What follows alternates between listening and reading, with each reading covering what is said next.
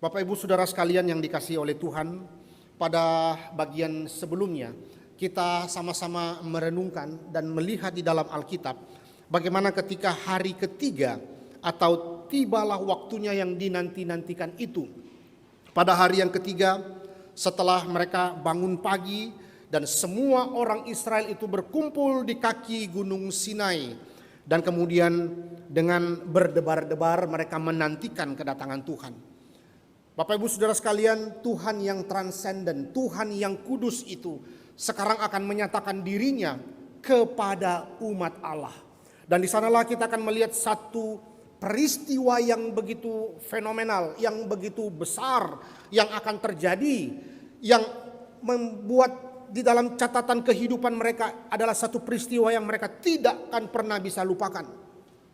Kalau kemudian mereka sebelumnya telah melihat bagaimana Tuhan yang telah menyatakan mujizat-mujizatnya di Mesir melalui 10 tulah.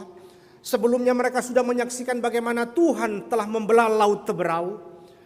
Dan mereka pun menyeberangi itu. Dan mereka selamat daripada pengejaran tentara di Mesir. Bagaimana Tuhan menyatakan kuasa dan penghakimannya terhadap orang-orang di Mesir dan tentara di Mesir di padang gurun. Belum lagi kita menyaksikan sebelumnya bagaimana Tuhan memelihara umatnya di padang gurun dengan memberikan mereka manna setiap hari. Dan mereka juga diberikan air, segala kebutuhan mereka dicukupkan Tuhan di padang gurun. Tetapi bagi Tuhan sekali lagi Bapak Ibu Saudara sekalian, ini belum cukup untuk menyatakan siapakah Tuhan itu bagi mereka. Sekali lagi Bapak Ibu Saudara sekalian, kita mesti mengerti sebelumnya di dalam kerangka teologi di dalam perjanjian lama ini, bahwa mereka itu dikeluarkan dari Mesir untuk apa sebetulnya? Tentu ini adalah konsep pembebasan dan nanti itu menjadi tipologi daripada berita Injil, yaitu pembebasan daripada kuasa dosa. Tetapi dalam konteks di dalam Keluaran pasal 19 ini menjadi satu cakupan daripada perikop sebelumnya yang menjadi klimaks, yaitu bagaimana Tuhan membebaskan bangsa Israel agar mereka bisa menyembah Tuhan di Gunung Sinai, agar mereka bisa dengan leluasa menikmati Tuhan di dalam ibadah-ibadah yang ada. Bukankah mereka sebelumnya dikurung dengan perbudakan di Mesir? Mereka hanya bisa menyembah kepada Firaun, mereka hanya bisa tunduk kepada perintah-perintah Firaun. Sekarang mereka dibebaskan, lalu kemudian mereka bebas untuk menikmati Tuhan dan melayani Tuhan, beribadah kepada Tuhan. Tetapi lebih jauh lagi kita bisa merenungkan bersama bahwa tujuan mereka dibebaskan dari Mesir untuk memberikan kembali pemahaman yang benar kepada mereka siapakah itu Yahweh yang mereka percayai. Bukankah 430 tahun mereka ada di Mesir dan mereka sudah dicekokin dengan begitu banyaknya hal-hal yang masuk di dalam pikiran dan kehidupan mereka, mengerti siapakah itu Allah. Bukankah mereka berada di Mesir dengan kehidupan politeisme saat itu? Begitu banyaknya dewa-dewa, begitu banyaknya kehidupan agama-agama di sana. Belum lagi mengenai budaya-budaya dan sebagainya. Belum lagi pemikiran-pemikiran yang berkembang saat itu, yang membuat mereka semakin lama semakin kehilangan identitas mereka di hadapan Tuhan. Itu sebabnya Tuhan mengutus Musa untuk membebaskan bangsa Israel, agar mereka kembali mengenal siapakah itu Allah Abraham, Ishak dan Yakub.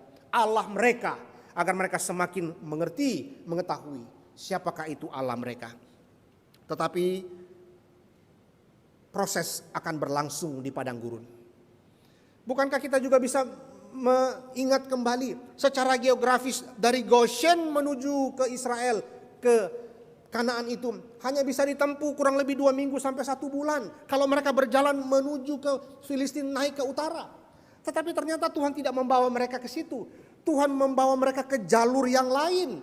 Turun ke bawah, naik ke atas menuju ke padang gurun dan berjalan 40 tahun. Ini semua ada maksud yang indah dari Tuhan bagi mereka. Dan saatnya pun tiba. Tuhan akan menyatakan dirinya kepada umatnya di padang gurun.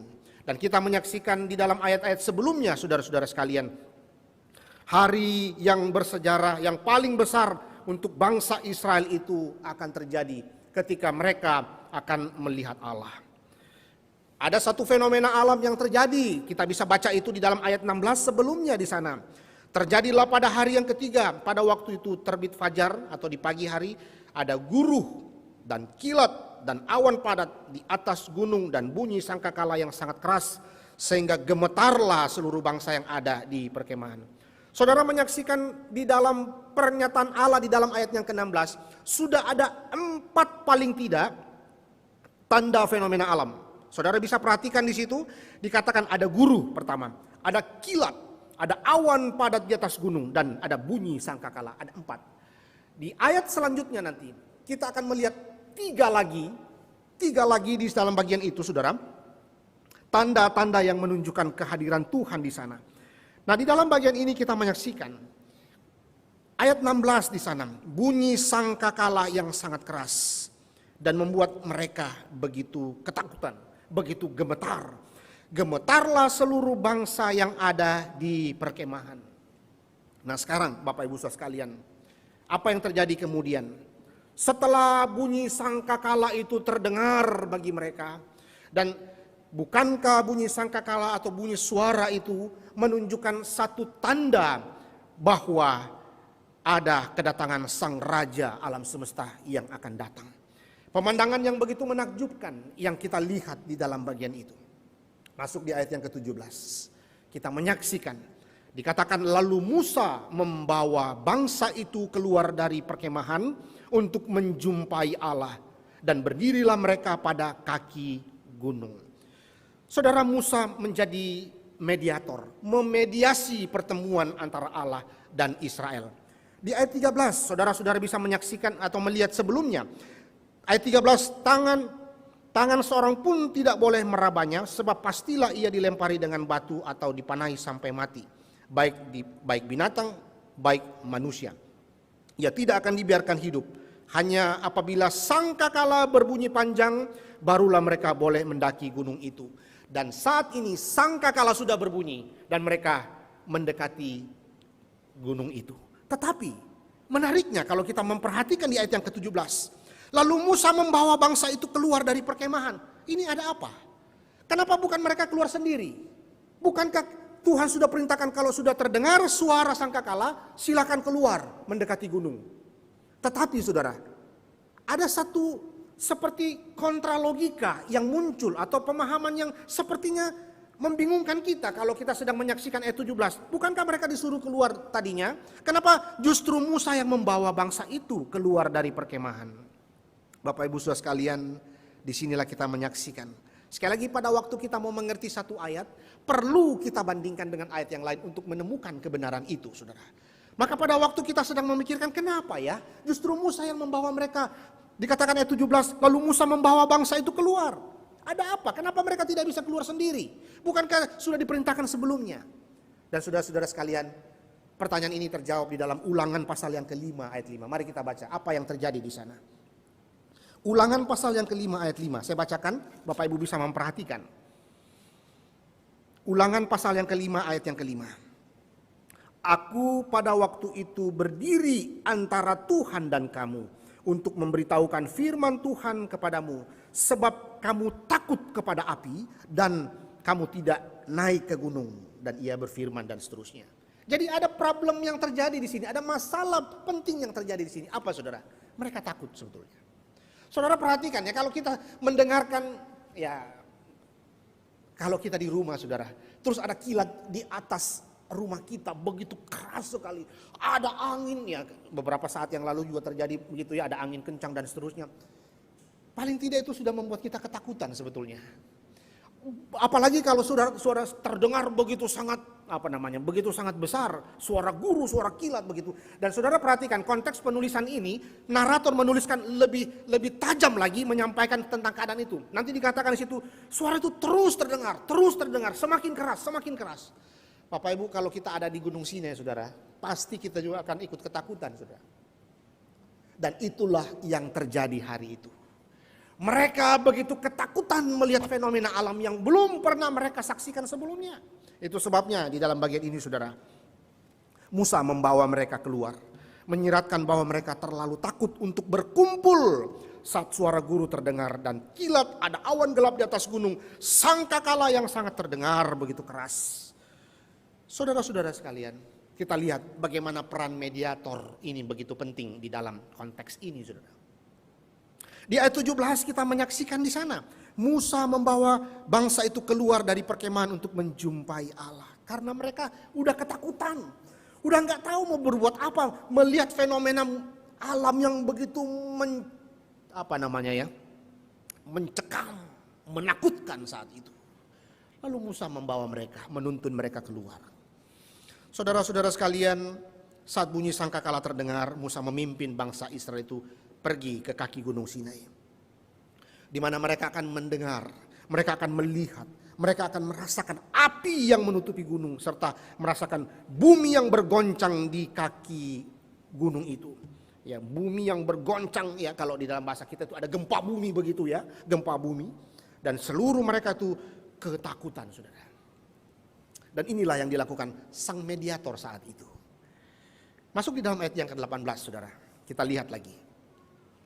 Setelah kemudian Musa membawa bangsa itu keluar dari perkemahan untuk menjumpai Allah. Dan berdirilah mereka pada kaki gunung. Mereka perlu dituntun oleh sang mediator ini. Mereka perlu diyakinkan kembali oleh sang mediator ini untuk pergi ke kaki bukit itu, ke kaki gunung itu. Saudara, nanti semua ini kita akan renungkan bagaimana kemudian peran mediator saat itu begitu penting bagi bangsa Israel. Lalu di dalam ayat yang ke-18. Lalu gunung Sinai, ya dikatakan gunung Sinai ditutupi seluruhnya dengan asap karena Tuhan turun ke atasnya dan dalam api. Asapnya membumbung seperti asap dari dapur. Dan seluruh gunung itu gemetar sangat. Ya, gemetar, bahkan gunung pun itu gemetar, saudara. Gemetar itu dalam bahasa kita itu gempa bumi, saudara. Terjadi gempa bumi begitu. Nah, saudara, perhatikan di dalam bagian ini. Ayat 18 menunjukkan 3 tanda lagi. Tadi di ayat 16 sudah ada 4 tanda fenomenal ya, alam. Sekarang kita lihat lagi. Di sana ditambah 3 lagi. Dikatakan itu ada asap, api, lalu kemudian dikatakan di dalam bagian itu, sekarang gunung Sinai itu ditutupi oleh asap, saudara. Karena Tuhan turun ke atas, di atas api itu dan asapnya naik seperti asap dapur. Seluruh gunung itu berguncang dengan hebat. Saudara-saudara memikirkan tentang api. Philip Ryken kemudian memberikan kita satu pemahaman teologi yang dalam tentang api. Dia mengatakan api itu adalah tanda kekudusan Tuhan. Api itu adalah tanda bagaimana proses kemurnian yang cerah dan membara itu. Api itu terang, membakar dan memurnikan. Lalu lihatlah konteks api lebih jauh lagi. Api itu bernuansa 2. Menarik dan juga menolak. Artinya apa? Api itu menarik. Karena orang itu akan ditarik untuk melihat kekudusan Tuhan di sana. Tetapi di sisi lain, api yang kudus itu juga akan menolak orang-orang berdosa. Dan akan dihancurkan karena keberdosaan mereka. Jadi saudara bisa lihat ya, 2 sisi api, di dalam 2 makna api yang begitu sangat penting. Satu, menarik keindahan karena disitulah mereka bisa menyaksikan kekudusan Tuhan di sana. Keindahan, keagungan Tuhan di sana. Tetapi di sisi lain api ini juga akan menolak orang-orang berdosa. Karena Allah adalah kudus adanya. Itu sebabnya kalau kita lihat nuansa api berikutnya. Api itu menghakimi, menghancurkan orang-orang berdosa. Saudara masih ingat peristiwa Sodom dan Gomora? Api itu menghancurkan orang-orang berdosa ya di Sodom dan Gomora. Api itu menghanguskan, ya Ibrani pasal 12 ayat 29. Api itu menghanguskan, saudara. Itulah sebabnya inilah tanda yang kita bisa lihat. Bagaimana Tuhan memakai Musa sebagai mediator untuk mendampingi atau berada di antara Allah dan manusia untuk perjumpaan ini, saudara. Dan kita lihat di dalam bagian itu. Selanjutnya dikatakan kehadiran Tuhan turun. Tuhan turun ke atasnya dalam api. Saudara, lihatlah kedatangan Tuhan. Dinyatakan dengan 7 tanda. Saudara perhatikan. Ada ekspresi sempurna. Saudara, 7 itu tanda kesempurnaan di dalam Alkitab. Dan ekspresi kesempurnaan kehadiran Tuhan di sana. Saudara perhatikan guntur, petir, awan, api, asap, gempa bumi, dan bunyi sangkakala. 7 saudara. Dan ini adalah tanda kesempurnaan kehadiran Tuhan yang sempurna. Dia datang menjumpai umatnya. Dan saudara-saudara, lihatlah di dalam bagian ini. Satu hal yang mereka harus lihat. Satu hal yang mereka kemudian rasakan. Bagaimana peristiwa ini begitu mencekam bagi mereka. Menakutkan bagi mereka.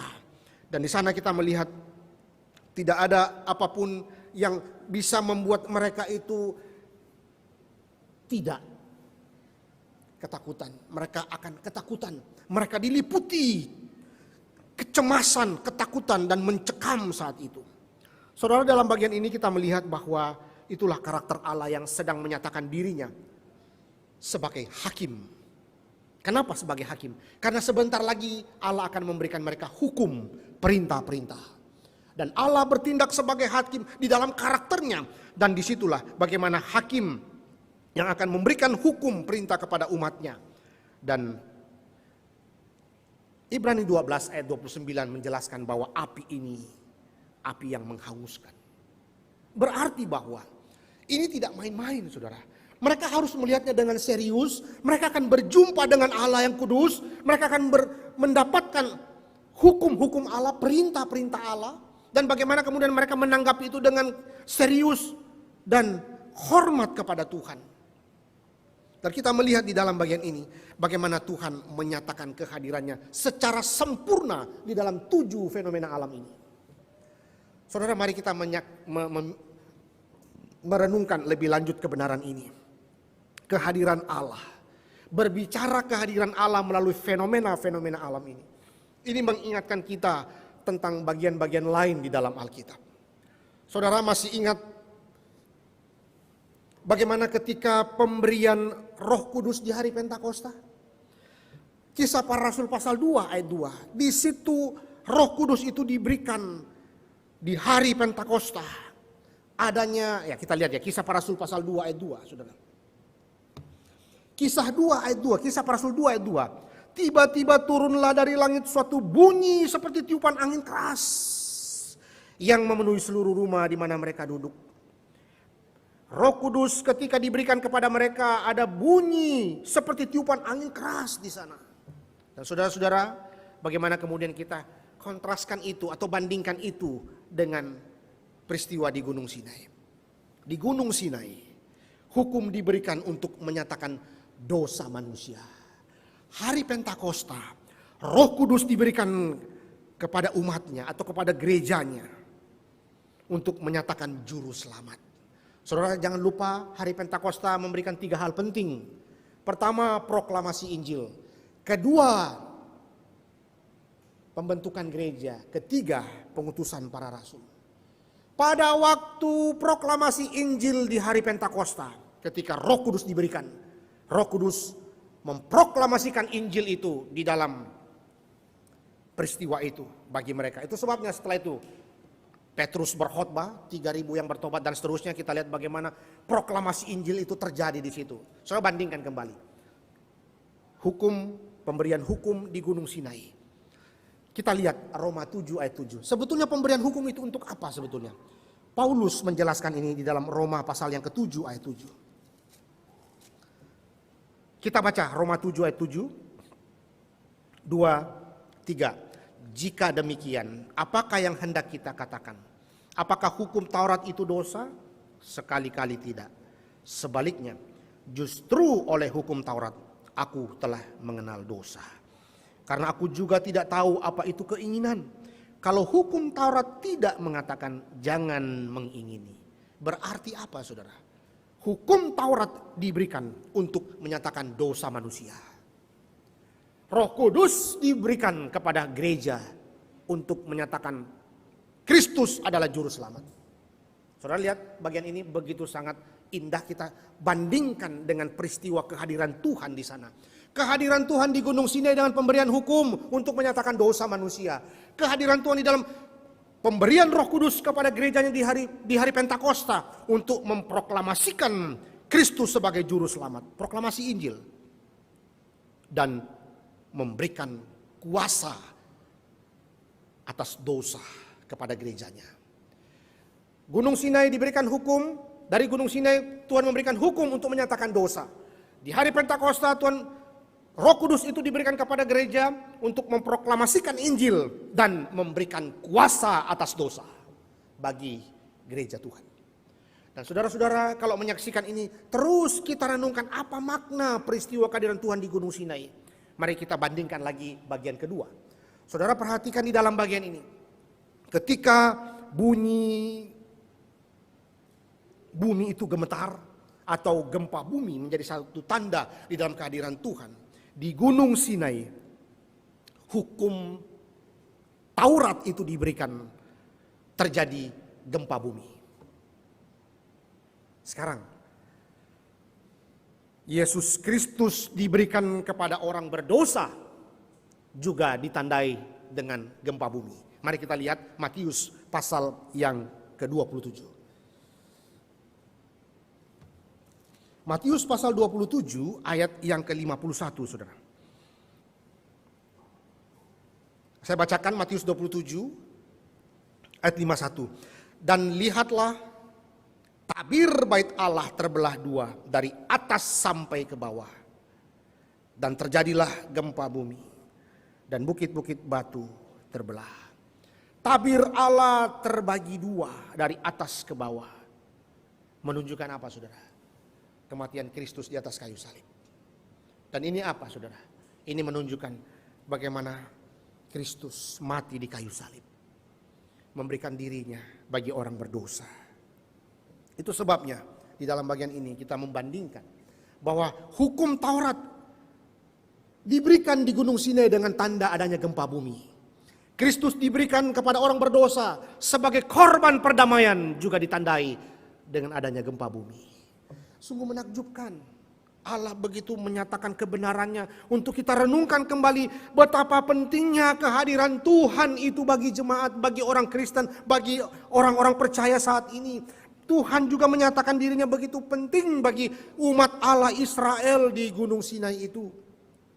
Dan saudara menyaksikan di dalam bagian ini ketika Tuhan Yesus itu di kayu salib, Kristus mati di kayu salib, Kristus memberikan dirinya bagi orang berdosa dan terjadi gempa bumi. Dikatakan sehingga kutuk hukum Taurat telah diangkat. Kutuk hukum Taurat itu telah diangkat. Dan kita memperoleh kebebasan terhadap hukum Taurat di dalam Kristus. Kita tidak lagi dikungkung, kita tidak lagi dibelenggu oleh kutuk hukum Taurat itu. Tetapi kita berada di dalam kebebasan atau menikmati kebebasan di dalam Kristus. Kita tidak lagi berada di dalam bayang-bayang murka Allah kalau kita tidak bisa menyelesaikan masalah-masalah dosa itu. Siapa kita yang bisa menyelesaikan masalah dosa kita? Itu sebabnya Kristus datang untuk memberikan dirinya sebagai mediator, sebagai korban perdamaian agar dosa-dosa kita itu selesai di hadapan Tuhan. Itu sebabnya kutuk tidak berkuasa lagi. Kutuk hukum Taurat telah diangkat.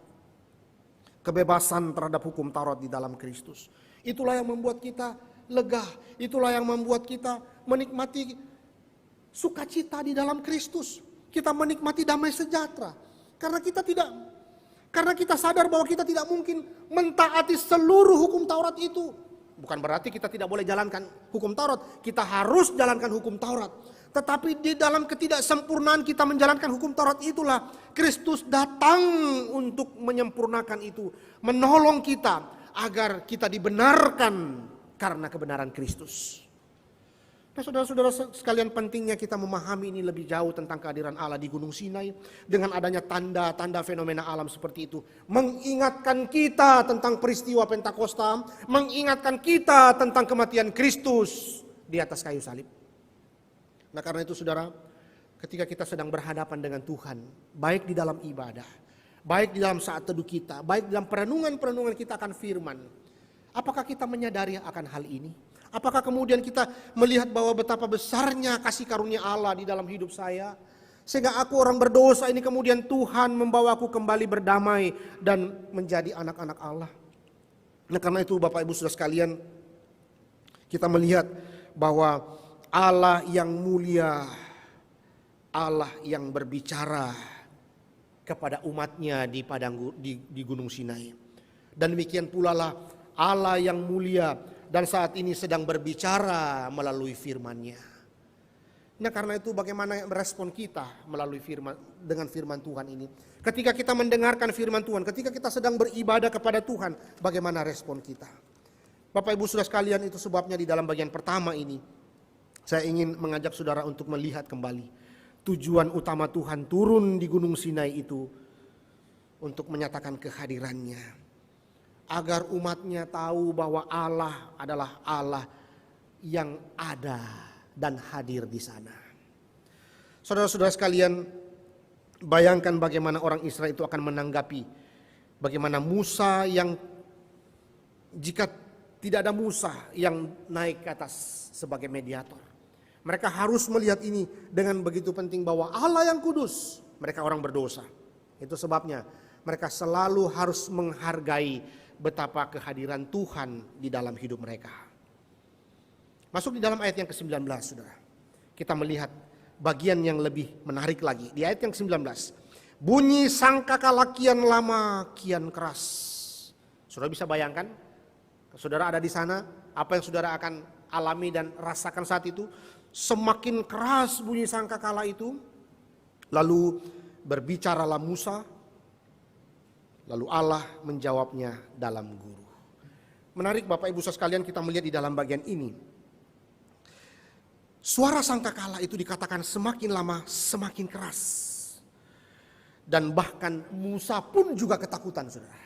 Tahu dari mana, saudara? Mari kita baca Ibrani 12 ayat 21. Ibrani 12 ayat 21. Kita boleh sama-sama melihat. Bukan saja bangsa Israel yang ketakutan dengan bunyi suara sangkakala yang semakin keras, saudara. Tetapi surat Ibrani mengatakan Musa pun juga ketakutan. Ibrani 12 ayat 21, saudara. Saya bacakan. Dan sangat mengerikan pemandangan itu, sehingga Musa berkata, aku sangat ketakutan dan sangat gemetar. Saudara, hari ini kita merenungkan kebenaran firman Tuhan, kehadiran yang menggetarkan. Bagaimana kita menyaksikan waktu Tuhan itu hadir, bukan saja bangsa Israel yang gemetar, saudara. Bahkan bukan saja alam pun juga ikut gemetar dalam tanda kutip ya. Artinya gempa bumi gitu, gemetar begitu ya. Gemetar pun bumi ya. Dikatakan ayat 18 terakhir kan, seluruh gunung itu gemetar sangat begitu. Ada gempa bumi yang begitu sangat mencekam. Tetapi Musa juga ketakutan, saudara. Musa pun juga mengalami ketakutan. Di dalam bagian itu kita melihat dan sangat mengerikan pemandangan itu sehingga Musa berkata, aku sangat ketakutan dan sangat gemetar. Itu sebabnya di dalam pandangan itu kita melihat selanjutnya di ayat-ayat setelah itu, saudara. Bagaimana keadaan itu, pemandangan itu begitu mengerikan. Semua orang Israel tidak tahan mendengar suara Tuhan. Lalu kemudian mereka mengatakan, menyuruh Musa saja, ya, dikatakan engkaulah berbicara dengan kami, maka kami akan mendengarkan. Tetapi janganlah Allah berbicara dengan kami, nanti kami mati. Saudara lihat itu di dalam Keluaran 20, saudara. Keluaran 20 ayat yang ke-19. Keluaran 20 ayat 19 saya bacakan. Mereka berkata kepada Musa, engkaulah berbicara dengan kami, maka kami akan mendengar. Tetapi janganlah Allah berbicara dengan kami, nanti kami mati. Dengan ketakutan ini apa respon mereka, saudara? Suruh Musa saja yang berbicara dengan mereka. Jangan Tuhan langsung, nanti kita mati semua. Saudara, ini adalah satu respon. Bagaimana mereka itu berhadapan dengan Tuhan. Jikalau bangsa itu tetap kemudian hidup saat itu dan mendengarkan suara Tuhan dengan diberikannya 10 hukum nanti itu. Apa yang kita renungkan? Itu semata-mata karena belas kasihan Allah terhadap Israel. Ulangan pasal 4 ayat 33 pun demikian mengatakannya. Ulangan 4 ayat 33 juga mengatakan tentang kasih karunia Allah kepada mereka. Ulangan 4 ayat 33, saya bacakan. Pernahkah suatu bangsa mendengar suara ilahi yang berbicara dari tengah-tengah api, seperti yang kau dengar dan tetap hidup? Sodom dan Gomora selesai semua. Orang-orang yang berhadapan dengan kekudusan Tuhan dan penghakiman Tuhan selesai semua. Tapi kenapa bangsa Israel tetap hidup? Ini pertanyaan penting, saudara. Semua karena kasih karunia Allah. Dikatakan di dalam bagian itu. Maka mereka harus terus belajar memahami siapakah Allah itu. Allah yang kudus, tetapi Allah juga yang menyatakan belas kasihannya kepada mereka. Suara yang semakin keras, semakin keras, semakin keras, saudara. Tetapi pertanyaannya begini, siapa yang membunyikan suara ini? Atau suara sangkakala yang semakin keras dan semakin nyaring itu? Itu siapa, saudara? Di dalam bahasa Ibrani yang dipakai shofar itu suara ya dari tanduk itu yang ditiup ya.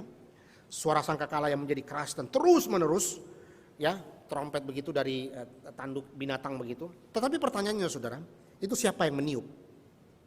Siapa yang meniup daripada suara sangkakala ini? Nah, karena itu mari kita melihat bahwa yang meniup ini, kita lihatnya di dalam Wahyu pasal yang ke-8.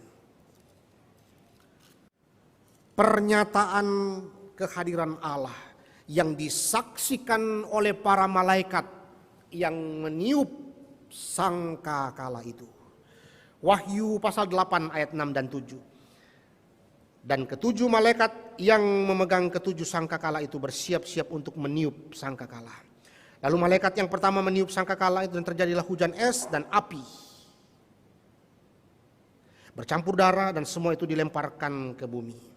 Maka terbakarlah sepertiga dari bumi dan sepertiga dari pohon-pohon dan hanguslah seluruh rumput-rumput hijau. Di dalam bagian lain, misalnya Kisah Para Rasul pasal yang ke-7 ayat 53. Saudara juga bisa baca itu di dalam Galatia 3 ayat 19. Ini clear bahwa yang membunyikan bunyi sangkakala ini adalah malaikat-malaikat Tuhan. Nah, itu sebabnya kita memikirkan lebih jauh lagi tentang bagian ini, saudara. Kita merenungkan kebenaran firman Tuhan ini. Bagaimana ketika Tuhan turun menyatakan perjanjiannya, hukum Tuhan akan diberikan kepada bangsa Israel. Ada suara yang terus terdengar semakin keras di sana. Dan itu menunjukkan apa, saudara? Di dalam perjanjian lama, ketika suara sangkakala itu berbunyi, paling tidak itu mengandung 3 makna atau 3 arti yang mereka ketahui. Pertama, saudara, shofar itu yang dibunyikan itu mengumumkan bahwa seorang raja baru di Israel. 1 Raja-Raja 1 ayat 34, ayat 39, 41, 2 Raja-Raja 9 ayat 13. Trompet itu dibunyikan atau sangkakala itu dibunyikan pada perayaan Tuhan sebagai raja atas seluruh bumi. Tuhan adalah raja atas seluruh bumi. Yang kedua, suara sangkakala itu juga sebagai peringatan bahaya yang mendekat. Dan ketiga, peringatan tentang kedatangan hari Tuhan. Itu di dalam Yoel pasal 2 ayat 1 dan ayat yang ke-15. Nah, di dalam bagian ini mereka memahami itu bahwa ketika suara sangkakala itu terdengar, maka Raja alam semesta akan datang. Dan itu disambut oleh para malaikat yang membunyikan sangkakala itu. Wah, saudara, kalau kita ada di sana pada waktu itu kita bisa membayangkan itu begitu mencekamnya suasana saat itu. Bagaimana mereka akan menyaksikan kehadiran Allah di sana. Maka bagian ini, saudara, kita melihat bunyi sangkakala itu adalah simbol campur tangan Tuhan di dalam sejarah hidup mereka. Bunyi sangkakala itu akan terus mereka ingat bahwa inilah tanda kehadiran Tuhan di sana. Nah, karena itu di dalam bagian ini kita melihat bersama. Di dalam ayat yang ke-9 sebelumnya, bukan, itu ada satu penggambaran sebelumnya. Berfirmanlah Tuhan kepada Musa, sesungguhnya aku akan datang kepadamu dalam awan yang tebal dengan maksud supaya dapat didengar oleh bangsa itu. Apabila aku berbicara dengan engkau, dan juga supaya mereka senantiasa percaya kepadamu. Lalu Musa memberitahukan perkataan bangsa itu kepada Tuhan. Saudara, itu berarti bahwa apa yang dikatakan, apa yang disaksikan oleh mereka, satu dialog ilahi antara Allah dan manusia di dalam bagian itu, sudah ayat yang ke-9. Ini menunjukkan bahwa benar-benar kasih karunia Allah dinyatakan kepada mereka. Kalau mereka langsung, mereka tidak bisa, saudara. Mereka akan dilenyapkan Tuhan, dalam arti Allah yang kudus adanya akan menghanguskan orang-orang yang berdosa. Tetapi itu sebabnya ada mediator. Nah saudara, di dalam bagian inilah kita merenungkan di dalam teologi penebusan, saudara. Itulah karya Kristus. Allah yang kudus, kita berdosa. Tidak mungkin kita bisa bersama-sama bersekutu dengan Tuhan kalau tidak ada perantara itu. Kalau tidak ada Kristus yang kemudian menjadi perantara kita. Nah itu sebabnya di dalam bagian ini, pada waktu kita merenungkan lebih jauh lagi, bagaimana Israel dapat mendengarkan Allah berbicara dengan Musa di sana. Untuk apa, saudara? Pertama, Allah mau menyatakan kehendaknya kepada Israel melalui Musa. Kedua, tentu untuk menegaskan sekali lagi otoritas Musa sebagai wakil Tuhan di sana bagi mereka. Kenapa, saudara? Lihatlah mereka yang terus bersungut-sungut kepada Tuhan. Bahkan lihatlah mereka yang terus tidak melihat bahwa Musa adalah wakil Tuhan yang dipanggil untuk membebaskan mereka. Bahkan mereka pernah mau melempari Musa dengan batu sampai mati. Mereka terus saja menolak Musa dan sebagainya. Itu sebabnya dua bagian penting di Gunung Sinai ini menjelaskan bahwa Musa itu juga adalah wakil Tuhan di sana. Otoritas Musa sebagai nabi Tuhan itu di sana dideklarasikan. Nah karena itu Bapak Ibu Saudara sekalian, apa yang kita bisa pikirkan lebih jauh tentang bagian ini? Allah yang kudus adalah Allah yang datang di dalam api itu, yang menghakimi. Maka disinilah Allah menyatakan perjanjiannya kepada umatnya. Bahkan dengan kuasa, tanda kehadirannya, juga tanda penghakimannya. Saudara harus melihat bahwa api, tanda-tanda yang lain yang Tuhan nyatakan itu mau memperingatkan kepada bangsa Israel bahwa mereka adalah orang berdosa. Demikian pula saudara, itulah yang kita bisa lihat di dalam kehidupan kita. Bagaimana Tuhan ketika mau datang atau datang di dalam kehidupan kita, di dalam ibadah, di dalam persekutuan-persekutuan kita yang ada. Biarlah kita boleh melihat itu sebagai satu refleksi kita di hadapan Tuhan. Kita adalah orang berdosa. Tuhan itu kudus adanya. Saudara-saudara, kita tidak akan pernah melihat sebelumnya Tuhan menyatakan dirinya kepada umatnya dengan begitu spektakuler seperti di Gunung Sinai. Di dalam pelayanan Yosua kita tidak pernah melihat itu. Di dalam hakim-hakim, kitab para nabi, bahkan di dalam tulisan-tulisan para rasul di dalam perjanjian baru pun, manifestasi kehadiran Allah yang begitu menakjubkan ini tidak pernah ada lagi seperti di Gunung Sinai. Tetapi saudara, di dalam bagian itu kita melihat bagaimana Tuhan saat itu menyatakan kemuliaannya, menyatakan keagungannya. Bahkan Matthew Henry mengatakan bahwa Gunung Sinai itu dipakai Tuhan sebagai mimbar untuk menyatakan kehendaknya. Saudara, kita melihat Tuhan sebagai pengkhotbah mau menyatakan kehendaknya kepada umatnya. Dan lihatlah kemudian nanti Keluaran 19 ini sedang mempersiapkan umatnya di dalam mengerti bagian-bagian lain, khususnya masuk di dalam Keluaran pasal 20. Dan kita melihat bagaimana bagian ini menjadi gambaran di gunung itu Allah menyatakan kehendaknya. Itu sebabnya pada waktu kita merenungkan apa makna khotbah di bukit yang Tuhan Yesus lakukan ketika dia menyatakan tentang kehendak Tuhan kepada para pendengarnya. Saudara, kalau kita melihat khotbah di bukit, Matius pasal yang ke-5, pasal yang ke-6, pasal yang ke-7, saudara. Pasal 5 sampai pasal 7 ini di dalam Injil Matius masuk di dalam blok khotbah di bukit. Ada ucapan bahagia di sana. Saudara lihat ya, ada Yesus dan hukum Taurat di sana. Ada hal-hal tentang kehidupan mereka, kehidupan beribadah mereka. Ada hal-hal tentang bagaimana hal menghakimi pengabulan doa dan seterusnya. Dan saudara lihat di dalam bagian itu, saudara. Matius pasal 7 ayat 21 sampai 23. Ini menyatakan apa, saudara? Ini menyatakan satu respon mereka bagaimana menantikan kedatangan Allah yang kedua, menantikan kedatangan Kristus yang kedua. Saudara-saudara, di dalam bagian ini kita memahami bagaimana di dalam arti pernyataan kebenaran itu di Gunung Sinai. Ini juga memberikan satu gambaran bagaimana kita bisa kaitkan itu dengan khotbah di bukit Tuhan Yesus yang menyatakan kehendaknya juga dan kesiapan umatnya terhadap akhir zaman. Bagaimana kehidupan mereka menantikan Kristus datang kembali. Saudara, Tuhan kita adalah api yang menghanguskan. Tuhan kita adalah Allah yang kuasa, Allah yang maha kuasa. Dia adalah raja, dia adalah hakim. Dan itu menunjukkan apa, saudara? Itu menunjukkan bahwa kita seharusnya berespon seperti apa? Berespon dengan benar, dengan takut dan gentar. Tuhan mengajarkan kita bahwa Dia adalah Allah yang agung dan dahsyat. Karena itu mendekat kepada Dia, mendekat kepada Dia adalah hal yang istimewa.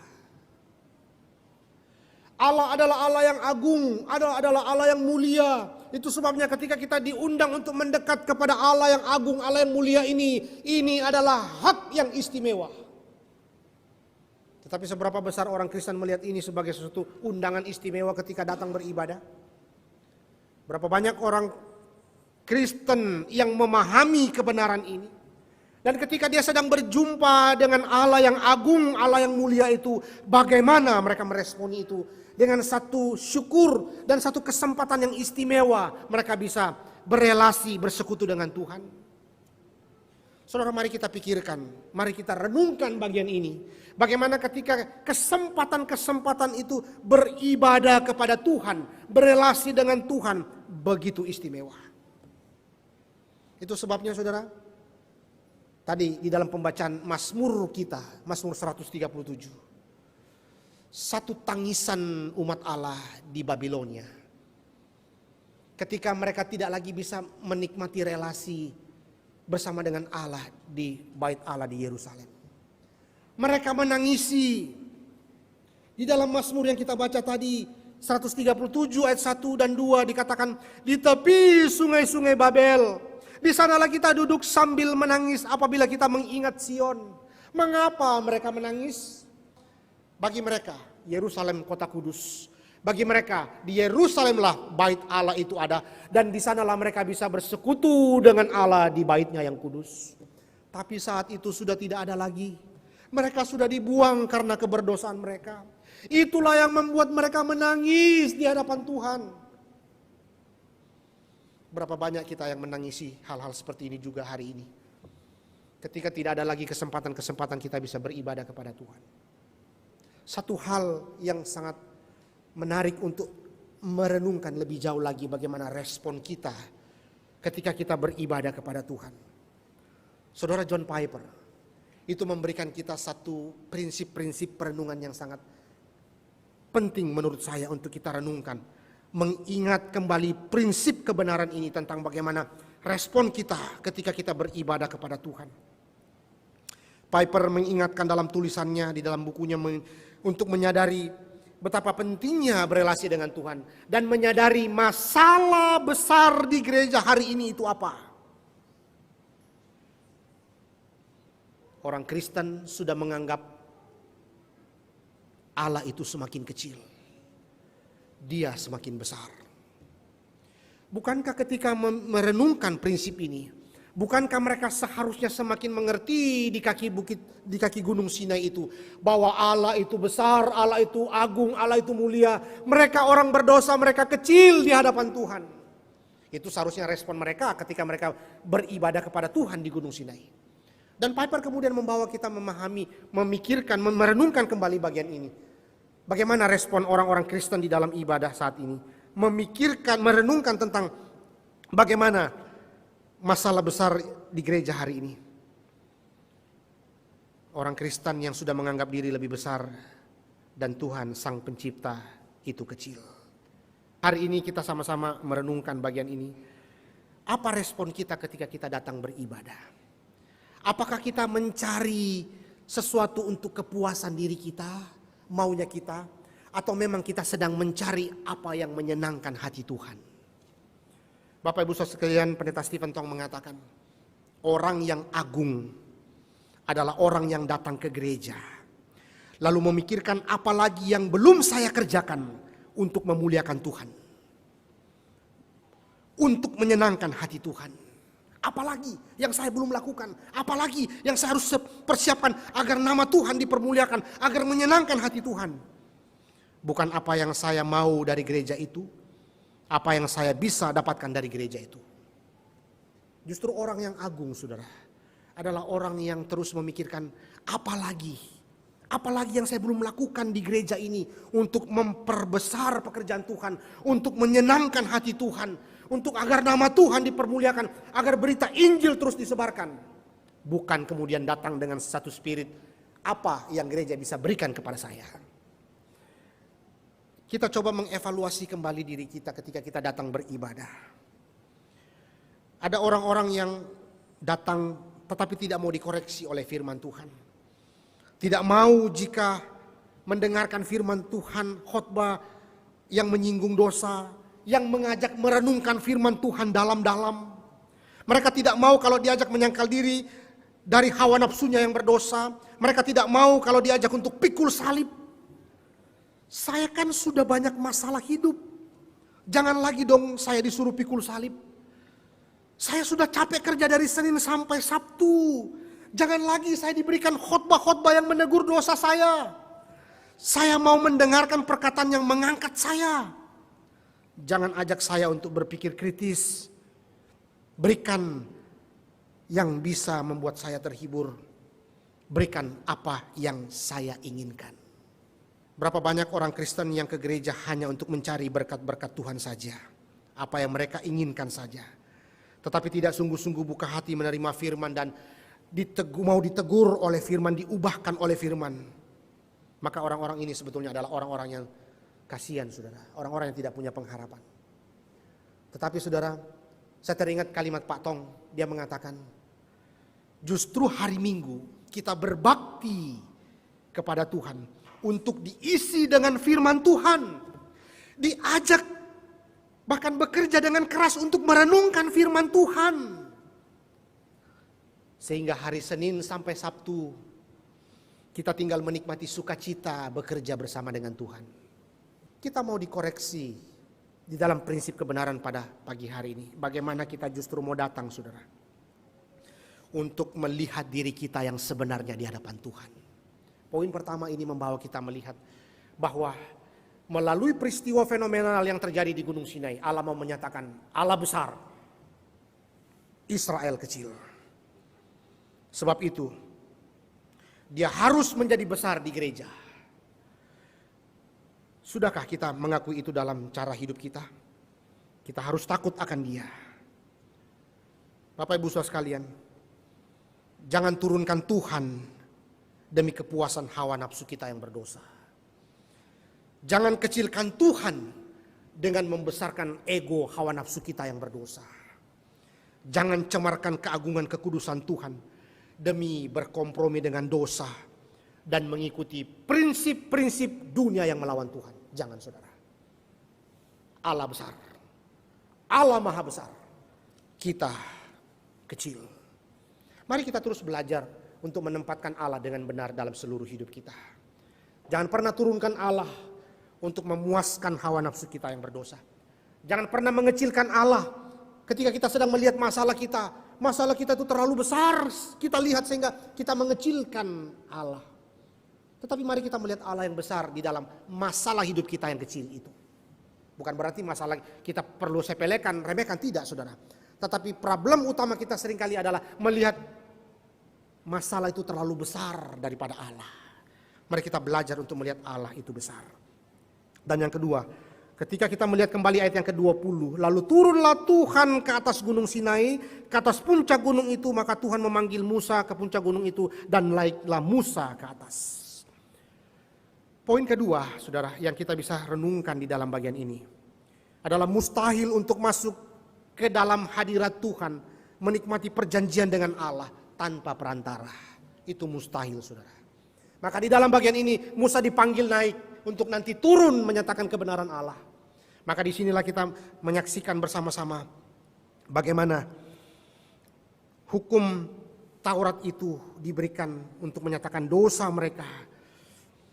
Dan sebetulnya saudara, hukum Taurat itu diberikan untuk menuntun mereka terus memikirkan, merenungkan itu sampai menuntun mereka kepada Kristus.